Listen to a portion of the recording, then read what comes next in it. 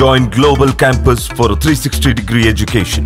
Marwadi University, Rajkot, Gujarat. ఇదిగో lipstick. అత్త, నేను నా పిల్లలు ఇవాళ ఇల్లు వదిలి వెళ్ళిపోతాం. ఈ సంసారం కోసం చాకిరీ చేస్తున్నానంటాం సాకైపోయింది అక్కకు. ఏమిటి అది చేసే చాకిరీ? ఏమిటది ఉద్ధరించేది? పంచపక్ష ప్రమాణాలు పెడుతోందా, పట్టు పొరుపులు వేస్తోందా? ఏదో సగం కడుపుకు తిని కటిక నేల మీద పడుకుంటున్నాం. మనకి మాత్రం ప్రత్యేకంగా ఒక గది, మంచం, పరుపు, ఫ్యాను, సోఫాలు, షోకులు. ఎంత సంపాదిస్తే మాత్రం 600 సంపాదిస్తున్నాను, ఈ సంసారానికే పోస్తున్నాను అనడమే కాని ఇంటి ఖర్చుకు ఎంత ఇస్తుందని చెప్పవే. లెక్క చెప్పవే. అడిగేవాళ్ళు ఎవరున్నారు? అడుగుతున్నానుగా నేను. మా అవసరాలకు ఇవ్వడానికేమో డబ్బు లేదు, నువ్వు మాత్రం షోకులు చేసుకుని తిరుగుతావు సాని దానిలాగా. నోటికొచ్చినట్టు వాక్కు.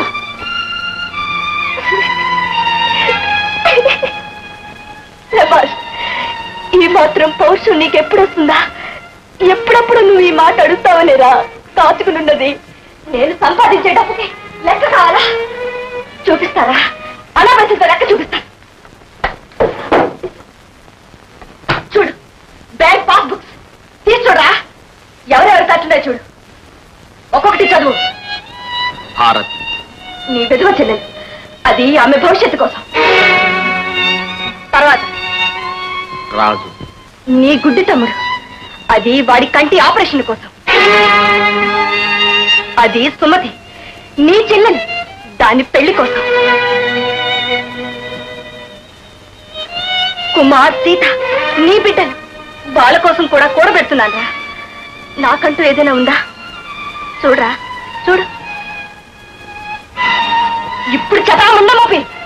ఎవరి కోసం నా సంపాదన, ఎవరి కోసం నా చాకరీ.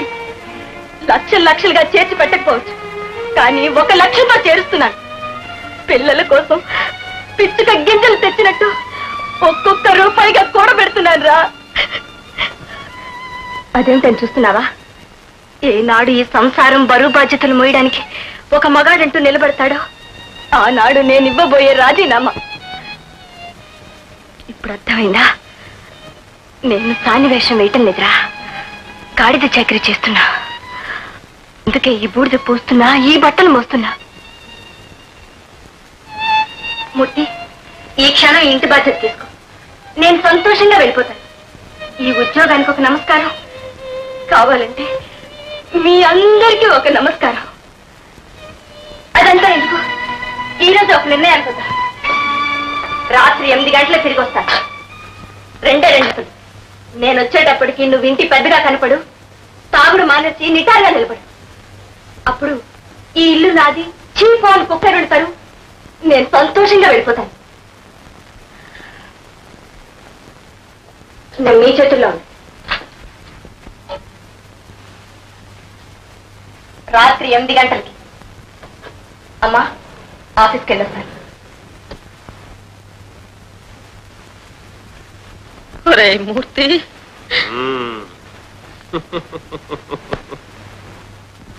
నువ్వేం భయపడకమ్మా, నాకు పౌరుషం ఉంది.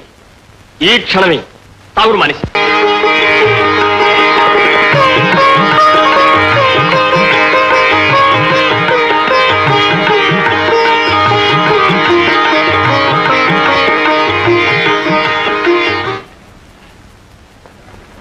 హాయ్ చంద్ర. హాయ్. ఎక్కడే నువ్వు? నిన్ను చూడాలి ఎంత ట్రై చేశాను. నువ్వు ఆఫీస్కి రావట్లేదుగా? ఒంట్లో బాగాలేసరితా. అరే, తెలుసుంటే ఇంటికే వచ్చిండేదాన్ని. ఇంట్లో లేను, హాస్పిటల్లో చేరాను. ఏ అంత సీరియస్ ఏమిటి? అబ్బే, సీరియస్ ఏం కాదు, కావాలని తెచ్చిపెట్టుకున్న ఉపద్రవం. అంటే అబార్షన్ చేయించుకున్నాను. అబార్షణ? అబార్షనా ఏమిటి? అదేమిటి అంత తేలిగ్గా అంటున్నావు? దట్ బాయ్, అబ్బాయి నీకు తెలుసుగా? నీ బాయ్ ఫ్రెండ్ రమేషేగా? వాడే, ఒట్టి పిరికివాడు. ఒకరోజు వచ్చాడు, ఒకటే ఏడుపు. వాళ్ళ అమ్మ నాన్న వేరే పిల్లని చూసి పెళ్లి ఫిక్స్ చేశారట. ఆడంగి వెదవలా వెక్కి వెక్కి ఏడ్చాడు. సరే పో, నీ తాడు ఎక్కడైనా కట్టుకొని ఓ ఐస్ క్రీమ్ తెచ్చి బతిపోమని పంపేశారు ఫటాఫట్. అసలే గాని నువ్వు నా కోసం ఎందుకు వెతికావు? ఏ విశేషం? విశేషమే, చెప్తే ఆశ్చర్యపోతాం. ఏమిటి?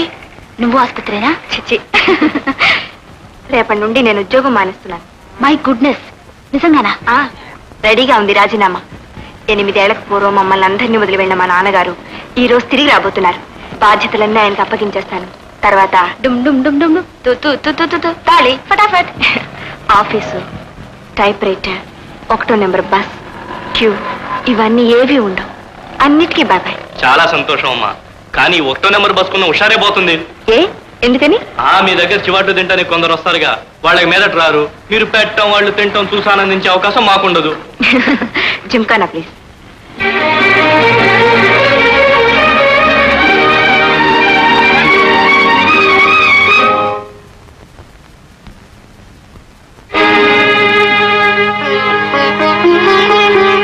దీర్ఘ సుమంగళీ భవ, సకల సన్మంగళానుభవం.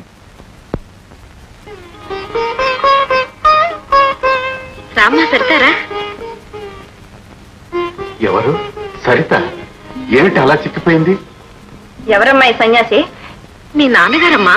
నాన్నగారులా రాలేదే, భైరవిలా కదా వచ్చారు.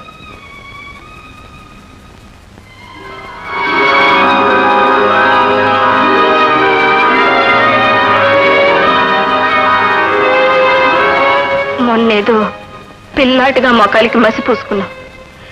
ఈ రోజు ఈయన నిజంగానే మసి పూసారమ్మా. ప్రసాదం తీసుకోమ్మా. ఇదేనా మీరు తెచ్చిన సంపద? ఎన్ని మూటలు తెచ్చారు స్వామి? బిడ్డ, నేను ఉత్తరంలో ఉద్దేశించిన సంపద ఏంటో తెలుసా? భక్తి సంపద, జ్ఞాన సంపద, తపస్సంపద, మోక్ష సంపద. చాలు చాలు అమ్మా. ఈయన గారు బుద్ధుడే వచ్చారే గాని బుద్ధొచ్చి మాత్రం రాలేదు. తల్లి, ఋషికేశు నుండి వస్తున్నాను. కన్యాకుమారికి వెళుతున్నాను. మధ్యదారిలో మిమ్మల్ని అందరినీ చూసిపోదామని. దారిలో చూసిపోదామని వచ్చారే గాని దారి మార్చుకుని రాలేదన్నమాట. చూశారుగా, మేమింకా చావలేదు స్వామి. బిడ్డ, ఆగ్రహంలో ఏదో అంటున్నాం. ఇన్నాళ్ళు మీరు పడ్డ కష్టాలన్నీ విన్నాను. ఇకనైనా మీకు శాంతి సుఖాలు ప్రసాదించమని ఆ పరమేశ్వరుని ప్రార్థిస్తానమ్మా. మీ ప్రార్థనల వల్ల శాంతి సుఖాలు ఏర్పడేటట్లుంటే ప్రపంచం ఎప్పుడో స్వర్గం అయిపోయేది. ఈ పొలాలు, ఫ్యాక్టరీలు, ఉద్యోగాలు, వ్యవసాయాలు ఏవి అక్కర్లేదు. వీధి వీధికి ఒక గుడి ఉంటే సరిపోయేది. ప్రార్థనలట ప్రార్థనలు. అయ్యా స్వామి గారు, ఇక మీరు మీ యాత్ర మీద బయలుదేరచ్చు. అమ్మా అమ్మా, ఒక పూటుండి భోజనం చేసి వెళ్ళమని చెప్పవే. బైరాగులకు భోజనాలకి ఏం తక్కువమ్మా? ధర్మసత్రాలు ఎన్ని లేవు? అమ్మాయి ఆగ్రహంలోనూ న్యాయం ఉంది. బాధ్యతలు మరిచి పారిపోవటానికి పిరికితనం సార్. మళ్ళీ ఈ వాస్తవ ప్రపంచంలోకి రావటానికి ఎంతో ధైర్యం ఉండాలి. అదే నాకు లేదు పార్వతి. వస్తా.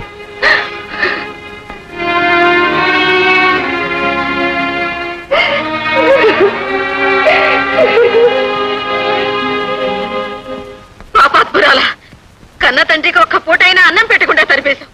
పత్తంటే విలువ నీకేం తెలుసు? నీకా పెళ్ళక్కర్లేదు, పెటాకులక్కర్లేదు. ప్రేమ, పాశం, మమత, మమకారం ఏదీ అక్కర్లేదు. నీది ఒక జన్మేనా?